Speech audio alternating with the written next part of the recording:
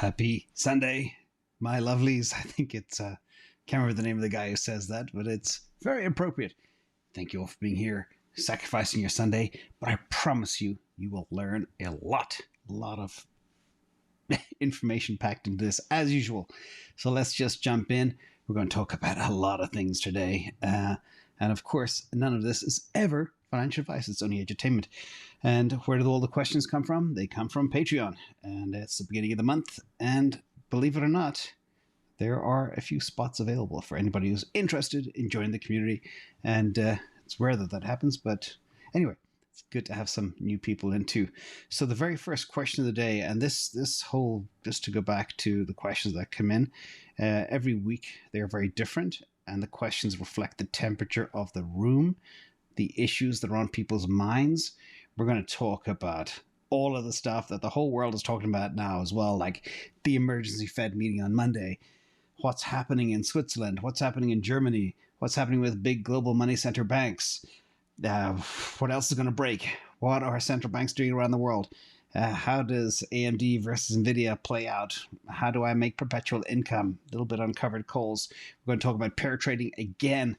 That seems to be very hot, and we're going to look at a ton of examples and a whole bunch more. But these are your questions that we answer, and they get harder every week, but that's okay. It means harder means you're getting smarter. So first question is from Brian S. Most YouTubers are very pessimistic about the future of fiat.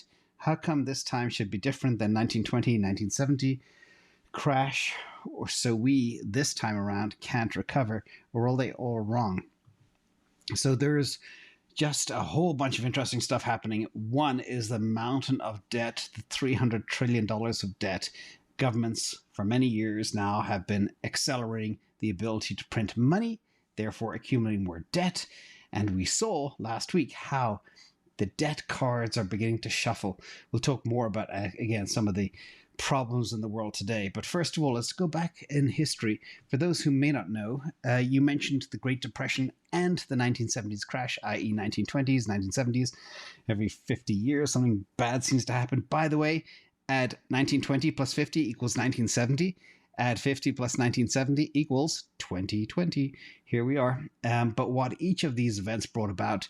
First, the Great Depression was brought about by, World War I, etc. That created a new financial system. Bretton Woods, World War II happened. Inflation at that time got so bad with economies that most of the Western countries destroyed due to the war, had to create a brand new system. This is Bretton Woods, and where all countries would peg their currencies to the dollar, and the US dollar would be backed by gold. That'll happen in 1950. Now, in addition, some other stuff happened about 20 years later. Let's look at the 1970s. This crash caused the rest of the world to realize the US government's deficit spending had gotten so bad that there wasn't enough gold that backed the dollars that the US government was printing. And one by one, countries started to redeem their US dollars. I think France sent a warship to New York to pick up their gold. And Nixon had to put a stop to this. And he suspended the convertibility of the dollar to gold. Boom. There goes Bretton Woods. Bam. Literally overnight or in the space of a few hours.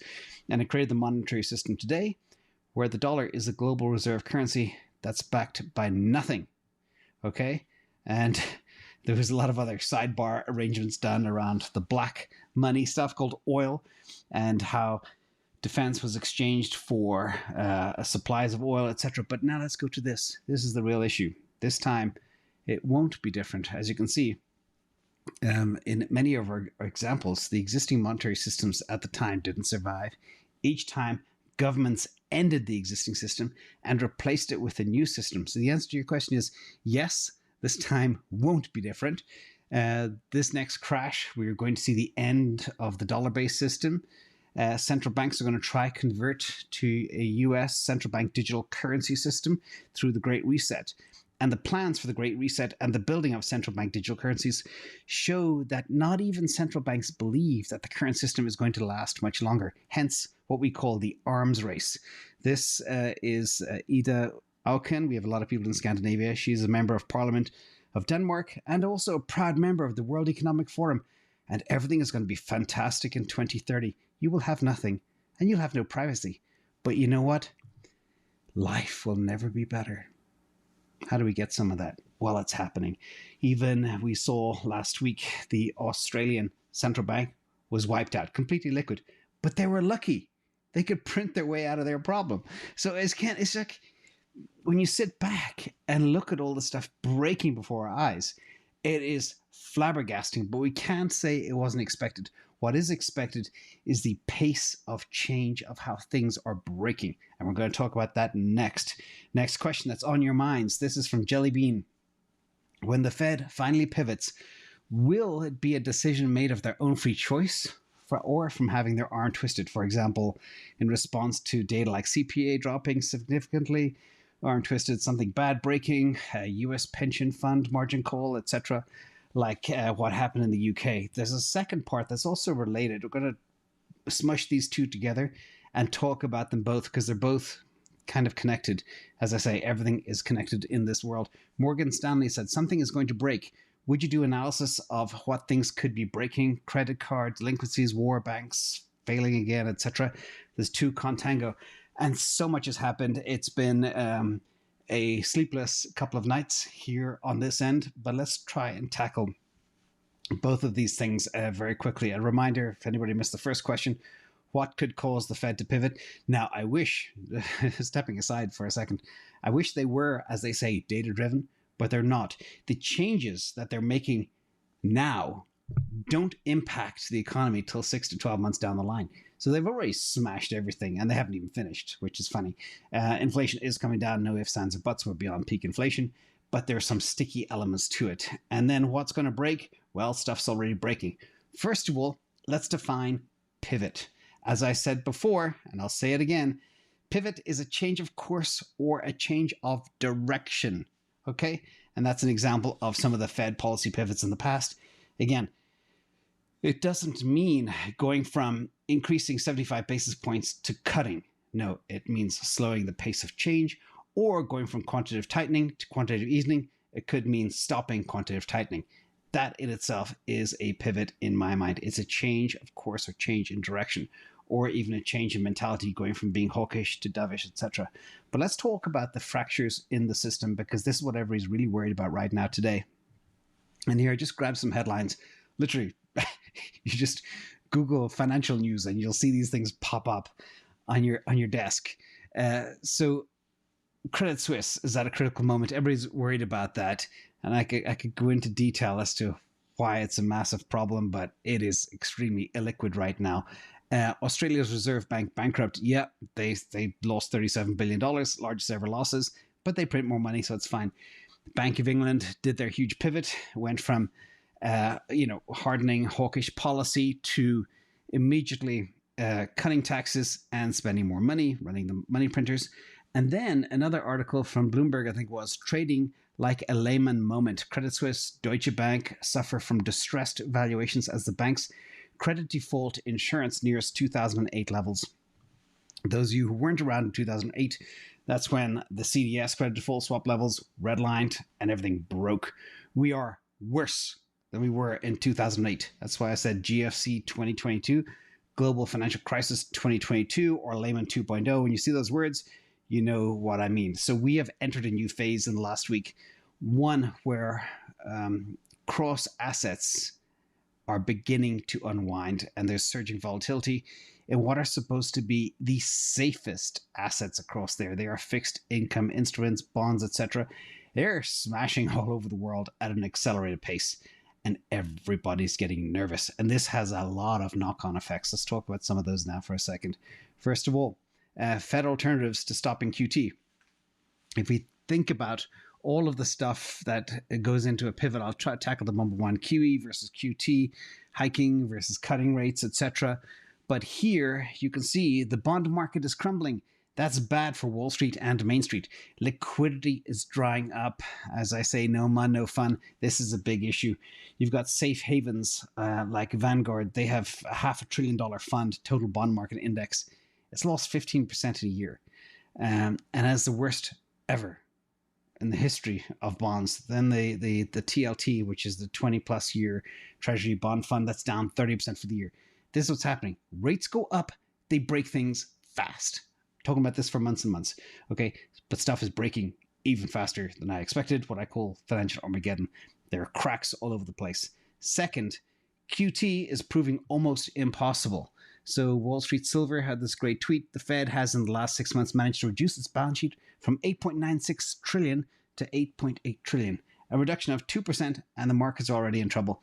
And then China is paring back its holdings of US Treasuries for the 7-month. They are dumping US Treasuries. So are Japan. So are every other country around the world to try shore up their currencies, which are tanking against the strong dollar. So you not only have a situation where they're jacking rates real fast, smashing bond markets, but they're also smashing all other currencies. We saw the Japanese yen lose 30, 35%, 40%, I don't know, British pound, 20, 25%, euro, even the Swiss franc is down and tanking. And this is the problem. Who is going to buy these government treasuries when the rest of the world is dumping US treasuries?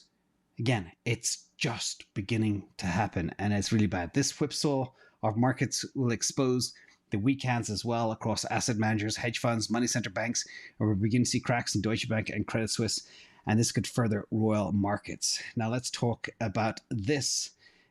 Change of course, pivot to QE is not far off, as QT is proving impossible. Like I just mentioned, they can't unwind the balance sheet. Plus, the US government has gotten into some new QE type programs like the student loan forgiveness and the IRA, which is the Inflation Reduction Act, which is just, that name just cracks me up. There's going to be a comedy movie about that one day. So let's talk about this piece, QE, Fed alternatives. So here, the question you had was, what will drive the Fed to pivoting to QE? And that is probably either credit drying up, and we're almost there with the credit default swap levels we're at right now, or something blowing up like Lehman 2.0. We are real close. Parts of the world are already blowing up over there, and it's not far to see. There is a Fed emergency meeting tomorrow. They normally have these once a month anyway, so it blew up on Twitter, but now maybe there is a chance they are going to talk about some of the stuff that's happening, because, you know, when the Bank of England blew up with their pension bond market getting that big margin call, it was probably Larry Fink from BlackRock on the phone to the Bank of England saying, hey, I need some money. That same guy could be on the phone to Jerome Powell saying, hey, JP, can you cut us a couple of trillion, please? Now, next, Fed alternatives rate cut. So before a rate cut can happen, they're probably going to slow the rate of increases. So a lot of people think they're going to do 75 basis points in the next meeting. I don't think they can do that, or if they do, they will smash everything. That's always my thesis. 50 basis points, etc., 25 or 0. Then the cut will follow. So that is the sequence of events. And next question is, what do they care about? What are they looking at? And the truth is, and Jerome Powell made it very clear, there will be pain. He doesn't care about retail. He doesn't care about people's jobs, but he does care about credit markets. Now, this is what they call liquidity. And if the money center banks start to break, then, because everything is connected, an orchestrated bailout will be required. This is how I see this whole thing playing out. So it's going to be an interesting time. Risk happens fast, as we say. We'll see. But that is the sequence of events that's probably going to happen. So I don't know. I do expect there will be a big change, definitely in Q4 of this year. So next question. Next is from Gustav Guka. In a choppy bear market, would you prefer to swing trade, for example, US pairs like SOL USD near USD, or corresponding pairs, Bitcoin pairs, SOL BTC near BTC? Great question. And it's always better to trade crypto for crypto, so you don't get the kind of loss of exchange, loss of value in between going from, say, a crypto to a dollar back to a crypto. So let's look at some examples of how I like to look at the markets in pair trade. First of all, crypto to crypto, pairs are always best. This is Bitcoin to ETH. You can see here I've drawn in a very clear floor of 11.6. That's the number of ETH per Bitcoin. Anytime you see that, that is a good time to jump in. Then the corollary is also true. When there's a lot of ETH per Bitcoin, then you need to unravel that Bitcoin position go back into ETH. That's one example. And I'll show you a whole bunch more as well, because there's a lot of talk around this. And a lot of people sometimes don't look at the pairs when they think about assets, but it's critical. Everything is valued against everything. You can't look at an asset in isolation. Let's look at NEAR versus Bitcoin, not one that I trade, but you did ask, but I did map out for you how you could actually play this trade. So again, the typical rule of thumb is you short tokens that are overbought at tops, and you go long ones that are oversold. So here, this is the NEAR Bitcoin pair, and you can see the buy red arrow in the bottom left-hand corner. By the way, the green is the 50-day moving average, and the red is the 200-day moving average line. Also, coincidentally, I'll zoom out for a second, every time it's under the 50-day, that's a little bit of a simple buy signal. Use that to confirm your trade as well. Then it runs up to the top, and look at this. You can't make this stuff up. And I put this chart together without actually realizing it, but it helped you pinpoint perfectly where to place your sell levels at the 200-day moving average. And it hit it not once, but twice. Boom, boom. Sometimes I like to double tap into stuff and double tap out as well. And then you have your second buy at the bottom level, and then up to the 200-day moving average. It's like it's bouncing in this range. Now we smashed through the 50-day down at the bottom. It looks like it's found some type of intermediate level of support here that it's had since July or so. So that's NEAR Bitcoin. But this is great stuff. And again, it works for everything as well. You can swap between assets. We'll talk about AMD and NVIDIA as well in a little while, and how you can play those too. Let's look at this one, Sol versus Cardano. I did a video yesterday. I know Solana had an outage for 2 hours on the 30th of September, but I just want to put things in perspective here. This is another pair that I look at a lot. So if you look at April 2021, the first time I started talking about Solana, incidentally, to December, sorry, you would at December 2021, just in that small 7-8 month window, the pair went up 1,440%. That is Solana divided by Cardano. Back in April 2021, it was 10 Cardano for every Sol. Then it shot up to 146. Then it tanked down because it went on this crazy run. And if you look at the history of time from April 2021 to today, it's still up 700% in a year and a half. And also, if you bought at the very top, you would have lost 47% on this particular pair trade. And over the last 27 days, the pair has gone up 23% despite the asset. So always think in terms of how many do I get? How many ETH do I get per Bitcoin? How many Cardano do I need for every Sol? How many NEAR for every who knows what down the line? But there as well, I also included the floor of 63 Cardano per Sol. And that seems to be a new floor basis as well. Again, once you start thinking in terms of these terms, it becomes real easy to actually pair trade. And again, crypto to crypto, if you can. And there are a lot of exchanges that have pretty much every pair, but sometimes you got to go to decentralized exchanges to do this as well. Let's look at one more. This is Solana Bitcoin strategy. Here, again, real simple. Trade under the 50-day moving average. Again, that's the green line here. And it tells you whenever you get under that green line, it's typically a good time to enter and get out on the pop and then get back in. But make sure you got the tools to do this to be very successful. So thank you so much for your question. Next question. This is from JR.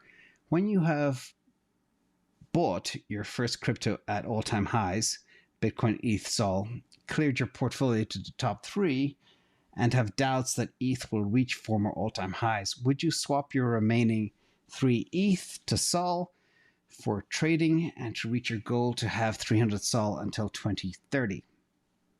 So, 300 SOL. So I put together, for those who may not know, a whole bunch of goals as to what it would take to have a certain comfort level of assets in terms of number of Bitcoin, number of Ethereum, number of SOL, etc. So that's where that number comes from, 300. So first, let's talk about cryptos for a second. I'm going to step back and talk about the importance of this. And again, I always say follow the developers, follow the users. We're just going to zoom in on the users right now. And as you know, the value of a network, which is a blockchain, is a function of the number of users to the power of 2. Real simple. So what I have done for a long time, and trust me, this is a long-winded way to get to the answer for your question. If we look at the daily active users, this is a video I will add here from the 9th of September, I think it was. And I looked at the theoretical price upside model based on ETH valuation per daily active user today. Again, it's 3 weeks old. But per this model, you will see it's a theoretical model. The actual Ethereum market cap for every daily active user is about 360,794. Cardano is about 278,000. Near Protocol, speaking of Near again, 316. And Polkadot, 7.4 million. A bit of an outlier because Polkadot do different stuff. So again, but using this and thinking about actually the value of each chain per user, because this is how things like Facebook and other stuff are used, you will see certain assets have more upside than others. Let's look at a visual of how these all look in a chart. You can see very clearly the ones with small little blue squares tend to be the most bang for the buck, the most value for money. So the question you have is, would you swap your remaining 3 ETH to SOL for trading and to reach your goal to have 300 SOL until 2030? I think there are certain names that either, and the way I invest is I look at numbers and I look at relative values. We'll see that again in a big case study in a few minutes. But either Ethereum is completely overvalued or Solana is undervalued. Either way, they will mean revert to each other. And this is just one simple thing. And I know there are other angles to look at, for example, value transfer, bridges, interchain networks, etc. And we have very many models to actually take all of that into account too. But just as an example, let me zoom out for a second. This is the crux of what I'm trying to get to. Remember, there is risk, and Solana is riskier than Ethereum. That's very, very clear. However, I do remember in the last bull run, my Bitcoin average price did a 2x and my Ethereum average price did a 7x. Now we're facing the same thing again as we go into the next bull run. Yes, Solana is riskier, but can Solana get to 380 bucks? Well, technically, according to my thesis, that I do believe Solana deserves 20% of the market cap of Ethereum. Therefore, this based on what price Ethereum hit at the top last year, which is nearly 5,000, that would bring the Solana price per token up to 380 bucks. So if ETH goes back to 5K, that's a 3x from here on your ETH bag. If Solana goes to 380K, that's 12x. I will let you portion size accordingly, but that's how I look at assets. There is no religion, there's no tribe, there's no cult. I look at values. That's it. So, hope that helps you with your decisions. Next question is from Jemski. I'm a 57-year-old man with 0 assets due to life circumstances. I have 50,000 British pounds to make a play for a 10-year plan for retirement and do not have the right personality type to trade. At the moment, I have Bitcoin, SOL, ETH, and this is my one big play. What would you do in my position? Well, this is a tough one. And I know you said you don't have... you believe you don't have the personality to trade, but you don't necessarily need that. I believe everybody can trade if they apply themselves. So first of all, my playbook was always simple. It was get serious about covered calls. Started this in the 90s. Train up. I was a voracious reader, read everything. Before then, there was no YouTube or anything by which you could learn. I got the tools, built models, and I applied myself religiously. Everybody can do this, okay? I don't take that excuse of I don't have the personality type. Everybody can do it as long as they have the discipline. Very, very important. So let me give you an example of what I mean by how you can make good returns. And I don't want to go back to just having 3 assets because, the whole crypto space could blow up. You don't want to have all your eggs in one basket. Therefore, you need to hedge accordingly. So let's look at this simple example. This is a Tesla covered call. I look at these all the time. I do these a lot. So Tesla right now is priced about 260, 262. The cost on margin, if you borrow from your brokerage account, that'll be half of that because you borrow half to pay for half. I don't think Tesla has much downside below 260. They could make a little bit of a dip on some of the earnings concerns right now, but that'll remain to be seen. That won't last more than 10 days or so. And 100 shares will cost you $13,000, which is right now about £12,000, I think. Now, you write a covered call for January 2024. You take in about $36 in premium. That gives you $3,600 on top of your $13,000. And the probability of profit is close to 70%. Your profit is 27.69% over just 75 days. And if you do this regularly, I did this every 6 to 8 to 10 weeks for years and years and years, you build up a big bag. Everybody can do this. Pick one asset, wait for tops, have the tools, learn TA, learn a bit of math, build a spreadsheet, boom. And you can technically, theoretically make 487%. You can actually make more if you play both sides up and down. But again, this is probably, this is a perfect world where you make that trade every 75 days and you make 27%. Of course, compounding is big. You can be a lot more conservative, a lot more selective in how you trade. Regarding your allocation, again, that depends. I think everybody should have some crypto, like the way I've structured my portfolio. 1/3 crypto, 1/3 real estate, 1/3 disruptive stocks. And that way, if one whole asset class blows up, like real estate, which is not going to do it, it's not going to blow up. It may be stagnant in worst case scenario for a year or two. That's it. But everything else will do well. So again, anybody can do this, but you do need to be have a lot of desire, be very motivated, some direction, which is a good community to be part of. Be very determined, dedicated, and disciplined. If you can do this, anybody can do this, but you got to be serious. It's not a hobby. I always say investing is a blood sport. If you apply yourself, there's no reason in the world why nobody can do this. So, simple example. I won't say what to do because I can't with your 50K, but I would definitely do covered calls. You can even do them with crypto as well now as well. So let me know if that helps. I sure hope it does. Next question is from Kona. What is the probability of a Solana validator implementing slashing for a staked Solana pool? Good question. And again, good question to be involved in risk. And slashing can happen across all cryptos as well.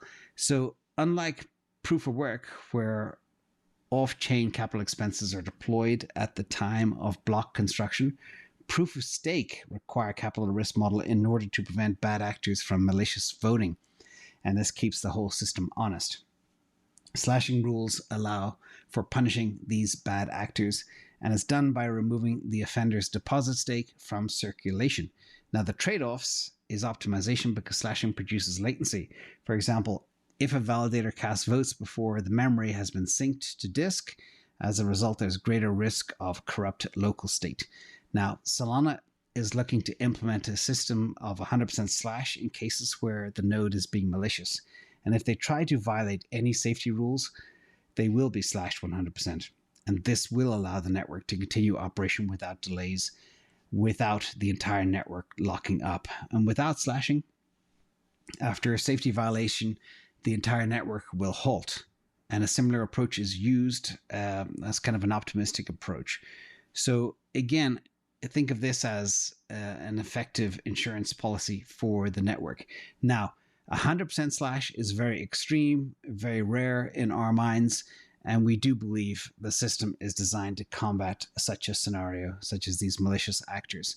So again, I wouldn't worry too much about it. It can happen. Good to be concerned, but therefore always, don't stake everything in one pool. Always, always, always move your risk around. Never, ever put all your eggs in one basket. Very important to know. Next question is from Cyprus Realm. NVIDIA recently showed their new graphics cards and were met with backlash from the PC gaming community. Do you think AMD can take significant market share from NVIDIA at some point?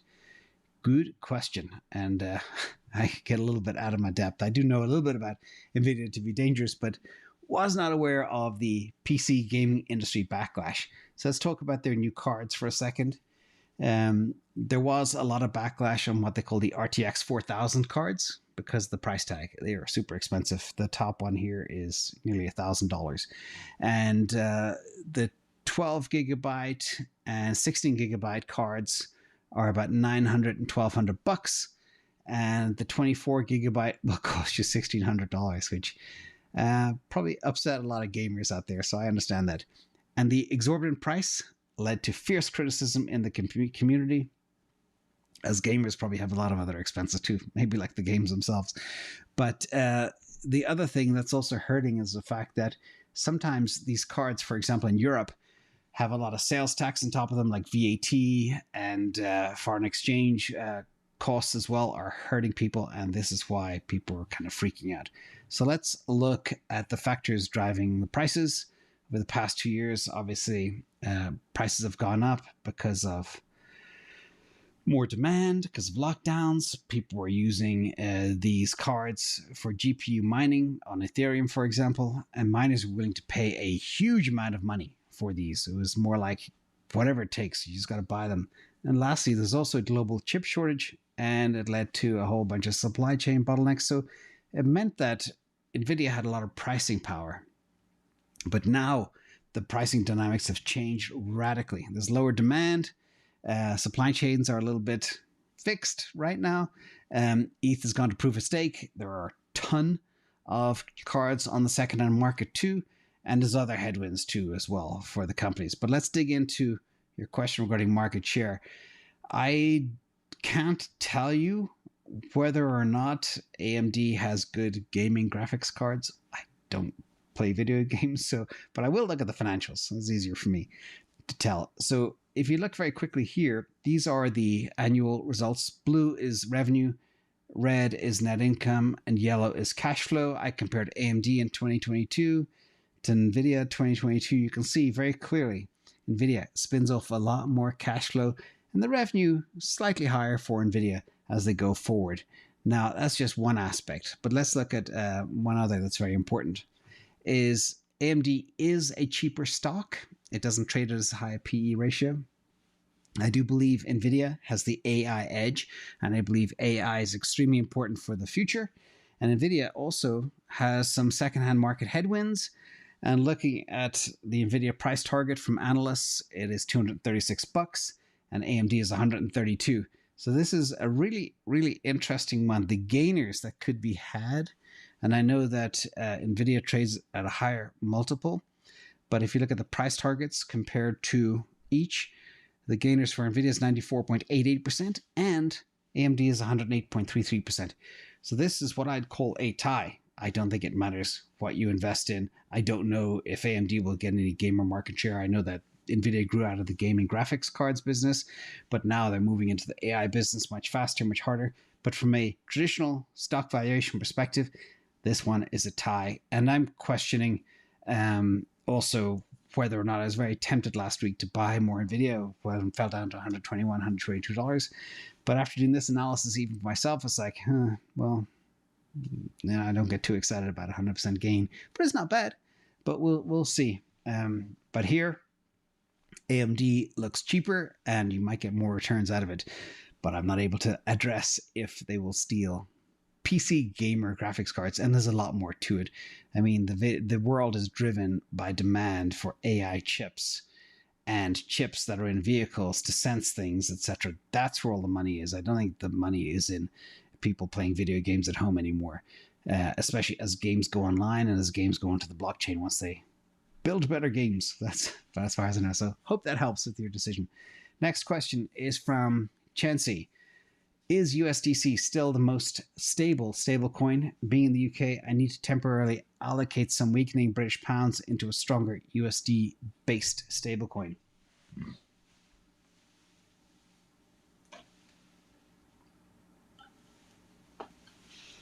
So let's tackle this one. First of all, if you think about stablecoins, they do come with risk. USDC is far inferior to USD. It's not worth it as much to gain dollar exposure. USDC has very limited use cases. It's not FDIC backed, especially you being over there in the UK. And it carries with it additional risks that you're not being compensated for. Also, Circle, the parent of USDC, holds USD and dollar equivalents as collateral to back USDC, but it's not a bank. If Circle blows up, you will not be able to get your money out in time. And we've seen this play out as well with Circle freezing funds, for example, tied to the Tornado Cash incident. Also, who is to say regulators won't crack down on Circle and they freeze your funds, especially as they launch their central bank digital currency, which could happen as early as next year. So these are the scary things. Now, finally, there's also the DPEG risk that you have to consider.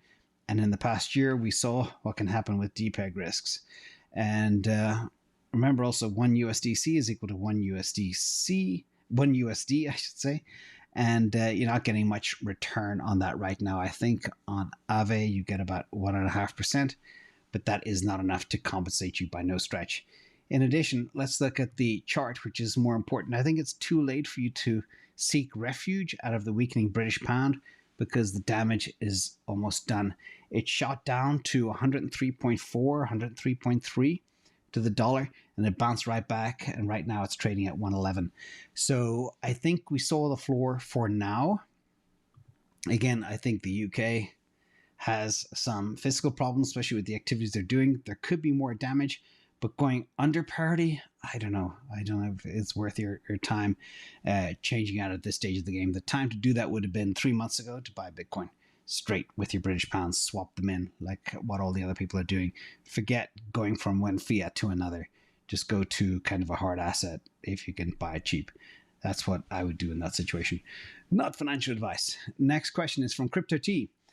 Big announcements at Chainlink conference. Chainlink and SWIFT proof of concept via the Cross Chain Interoperability Protocol. They've been talking about this for a long time. And early on, you liked Chainlink, and they are still positioned to be the leader in the Oracle space. And does it make any sense to add to my bag at this low price point? So let's cover the news first. All this good news and goodness coming from Chainlink. And Chainlink are a stellar team. It's the best Oracle in the game. They have the former CEO of Google as an advisory board member, etc. And this is super exciting news. I think it was SmartCon. Chainlink and SWIFT announced their partnership integrating SWIFT with Chainlink across their protocol interoperability thingy, which was rumored for quite a long time. But this will allow SWIFT messages to instruct on-chain token transfers and allow banks that use SWIFT to direct on-chain transfers. So the most exciting thing for me is the fact that now Chainlink can bring traditional banks into the cryptoverse, which is super exciting. But let's talk a little bit more about exactly what this entails and how it works. There's not a lot of details on exactly how SWIFT will be integrated or how much it'll be adopted, but we do believe these two systems will have a lot of synergy and will work very, very well with each other. But the idea is CCIP will allow for these cross-chain smart contracts, which will allow developers to call different services and create a piece of code that enables developers to build dApps with capability on multiple blockchains and even tie into the traditional banking world too. That is extremely positive and very good for the whole chain itself. The question is, does it make sense to buy Chainlink? Now, what I did notice last year is if you went back to say 2007, 2008, and you saw the strength of Chainlink, especially in the bear market 2017, 2018, and then 2018, 2019, Chainlink did very well. But we're seeing now, it's like oracles have fallen out of favor. They're like a utility. They're like a company that delivers internet to your home. They don't trade at very high margins, despite the fact they are an integral part of the internet. So I think it's just better to buy a good layer one, or even some Ethereum or some Bitcoin over these things, because it didn't perform in this bear market. It didn't perform in the bull market last year, and therefore it's too much risk for me to say it's going to go again. Who knows? It's just like $7 now, I think, is the price.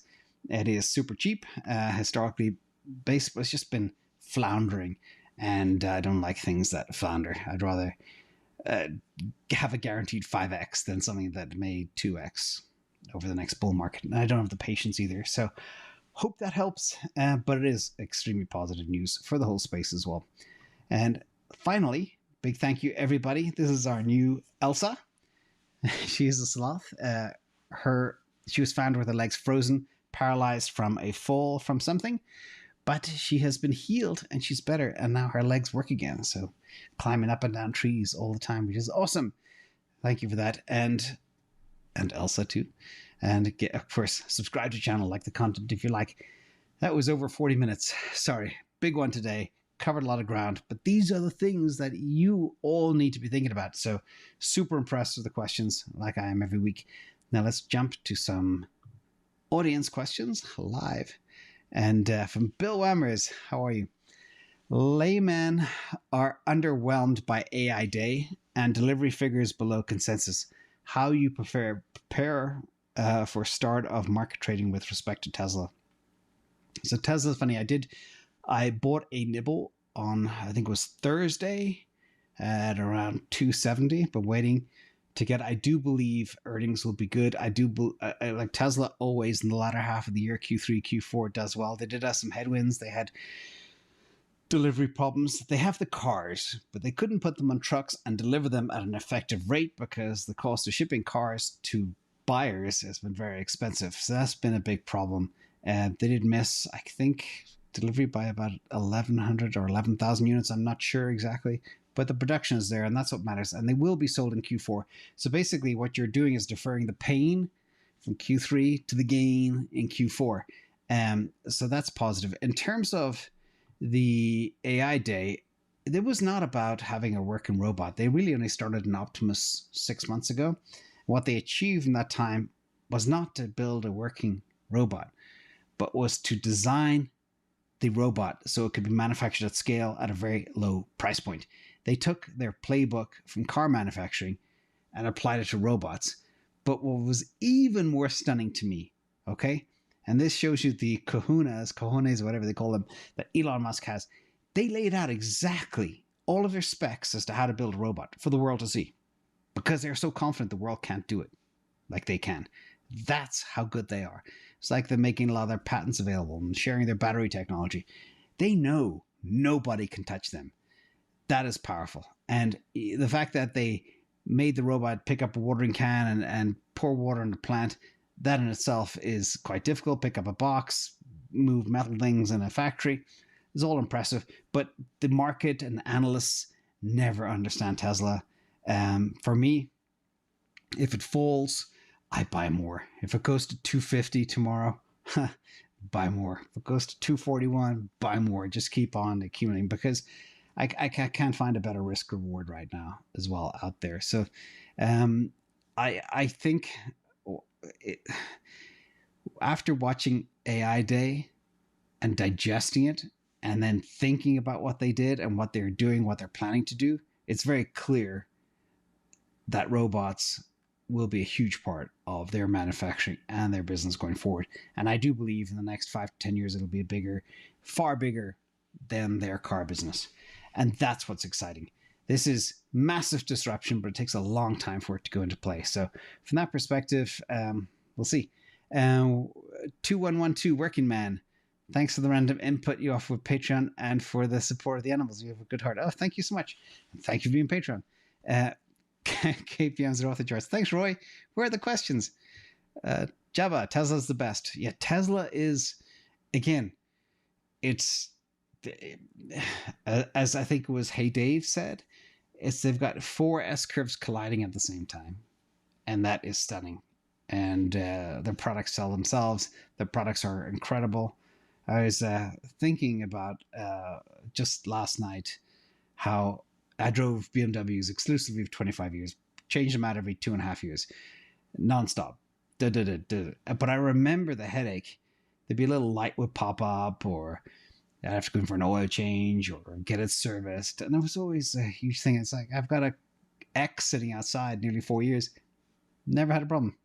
Never needed an oil change. Never got a flat tire. It's just, I don't know. I don't know what else to say. They're special.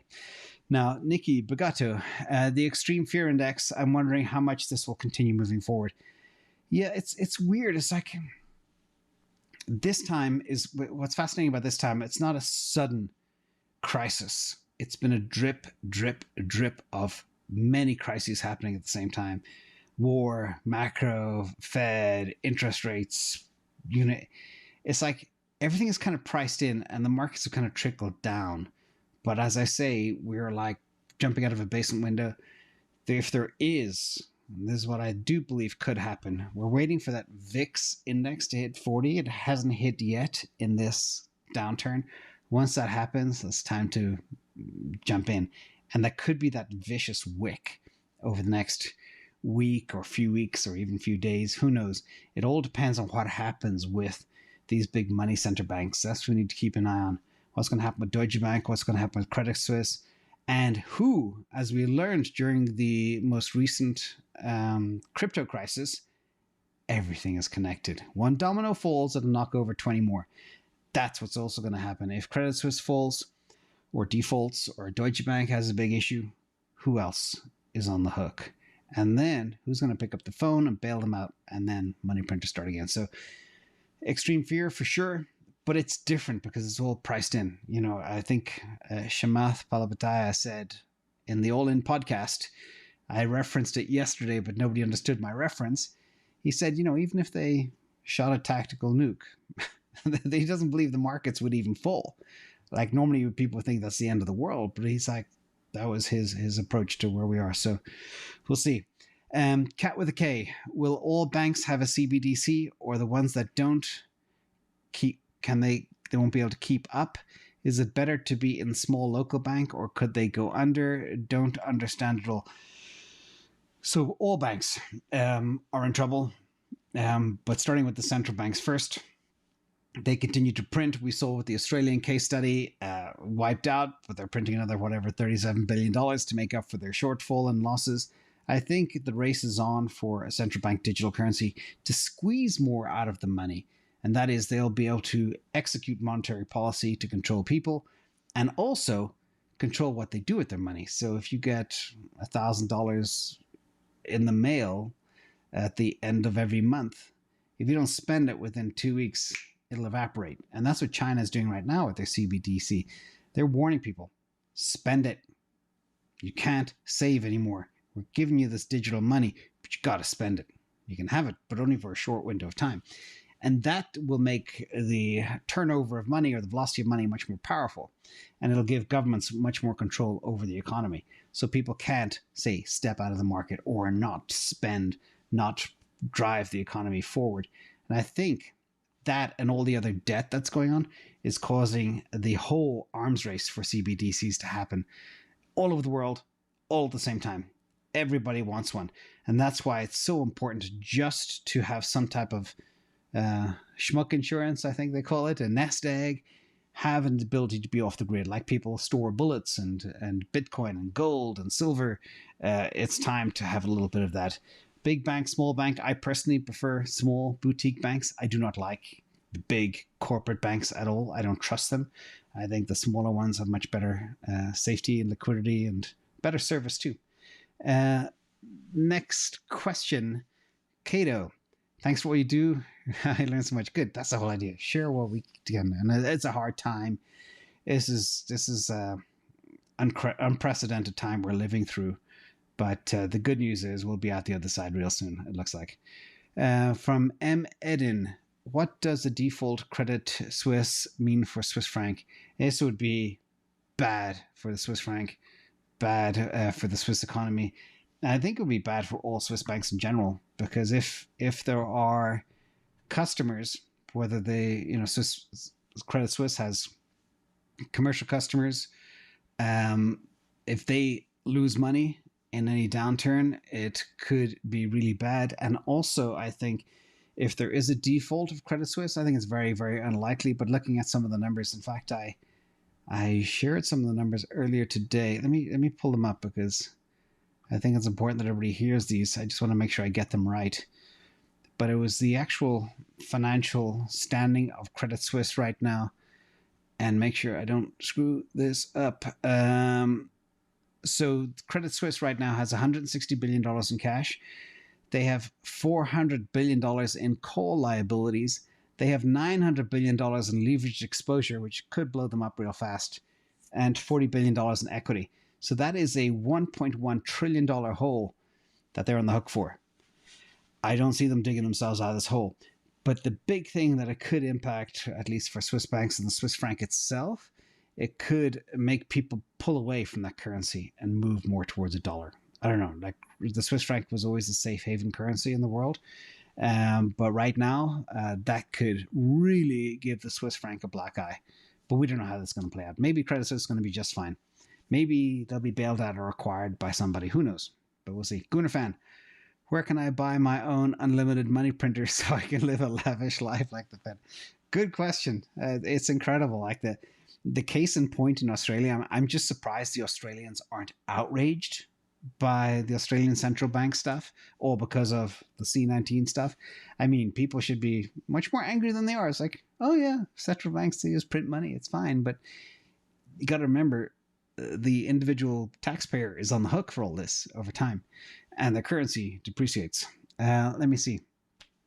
Dean FEH 1980, can you explain why to people why the interest rates cannot go too high? Why it cannot be compared to Paul Volcker in the 70s? It's real simple. The simple answer is this time is very different. The debt to GDP ratio under Paul Volcker in the 1970s, actually was the early 80s, was 30%. Now it's more like 130%. So it is far higher.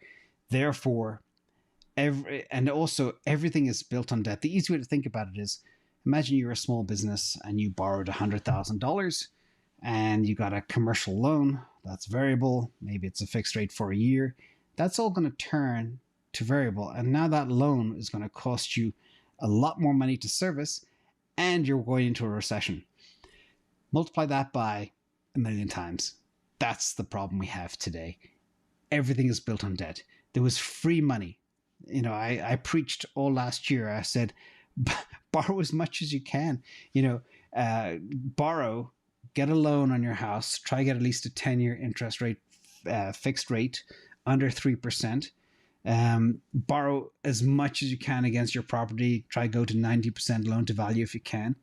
And then pay it off in 10 years with one Bitcoin. You buy a Bitcoin for 20 grand. Who knows? 10 years from now, it could be worth $1 million.